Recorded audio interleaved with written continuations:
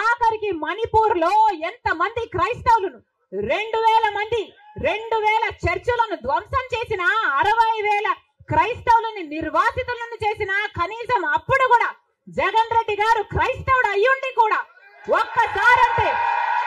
ఒక్కసారి కూడా మణిపూర్ ఘటన మీదే మాట్లాడలేదు. మరి క్రైస్తవులు కడుపు మండిపోదా? క్రైస్తవులకు మనసు లేదా? క్రైస్తవులు మనుషులు కారా? మనుషులు చచ్చిపోతున్నా మీరు పట్టించుకోకుండా బీజేపీకి మద్దతిస్తున్నారంటే మీరు మనుషులు అవునా కాదా? టీడీపీ పార్టీ, జగన్ రెడ్డి గారు, చంద్రబాబు గారు సమాధానం చెప్పాలి, ప్రజలకు సమాధానం చెప్పాలి. మళ్ళీ చెప్తున్నాం, ఆంధ్ర రాష్ట్రంలో ప్రజల అందరినీ హెచ్చరిస్తున్నాం. బీజేపీ పార్టీకి, టీడీపీ పార్టీకి, వైసీపీ పార్టీకి పొత్తులు ఉన్నాయి. అవి మన కంటికి కనిపించినా కనిపించకపోయినా పొత్తులు ఉన్నాయి. గత 5 సంవత్సరాలుగా చూసాం. టీడీపీ ఎంపీలైనా, వైసీపీ ఎంపీలైనా బీజేపీకే మద్దతు ఇచ్చాయి. ప్రతి అంశంలో వాళ్ళ పక్కన నిలబడ్డారు. ఆఖరికి మణిపూర్ అంశంతో సహా బీజేపీ పార్టీకి తెలుగుదేశం పార్టీ, వైసీపీ పార్టీ మద్దతు ఇచ్చిన మాట వాస్తవం. మళ్ళీ ఆంధ్ర రాష్ట్ర ప్రజలు వైసీపీకి ఓటేసినా అది బీజేపీకే పడుతుంది. మళ్ళీ ఆంధ్ర రాష్ట్రంలో టీడీపీకి ఓటేసినా అది మళ్ళీ బీజేపీకే పడుతుంది. వీళ్ళిద్దరూ కలిసి బీజేపీని బలపరుస్తున్నారు తప్ప ఆంధ్ర రాష్ట్ర ప్రజల మేలు కోసం ఆలోచన చేయడం లేదు. ఆంధ్ర రాష్ట్ర ప్రజల ప్రయోజనాల కోసం ఆలోచన చేయడం లేదు. స్వలాభం కోసం ఆంధ్ర రాష్ట్ర ప్రజలను తాకట్టు పెట్టారు అన్నది వాస్తవం.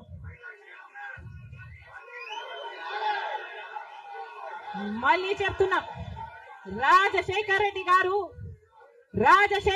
గారు బీజేపీ పార్టీకి వ్యతిరేక.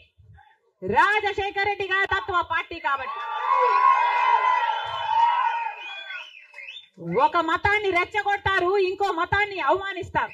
ఇదే బీజేపీ పార్టీకి తెలిసిన రాజకీయం. మతం పేరుతో చిచ్చు పెట్టాలి, ఆ మంటలో వీళ్ళు చలి కాచుకోవాలి. ఇదే బీజేపీకి తెలిసిన మంత్రం. అందుకే రాజశేఖర్ రెడ్డి గారు బీజేపీని ఎప్పుడు వ్యతిరేకించారు. రాజశేఖర్ రెడ్డి గారు ఆశయాలు ఒక్క కాంగ్రెస్ పార్టీలోనే నెరవేరాయి తప్ప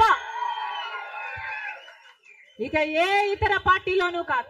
రాజశేఖర్ రెడ్డి గారి మూలాలు కాంగ్రెస్ పార్టీయే, రాజశేఖర్ రెడ్డి గారి ఊపిరి కూడా కాంగ్రెస్ పార్టీయే.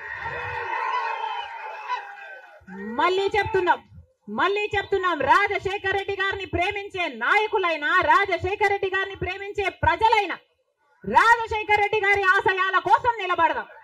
బీజేపీ పార్టీ కోసం కాదు, బీజేపీ పార్టీకి తొత్తుల్లాగా పనిచేసే పార్టీల కోసం కాదు. మళ్ళీ చెప్తున్నాం, రాజశేఖర్ రెడ్డి గారిని అభిమానించే నాయకులైనా, ప్రజలైనా రండి, రాజశేఖర్ రెడ్డి బిడ్డతో చేతులు కలపండి. ఆంధ్ర రాష్ట్రంలో మళ్ళీ రాజశేఖర్ రెడ్డి గారి ఆశయాలను సిద్ధింపచేద్దాం.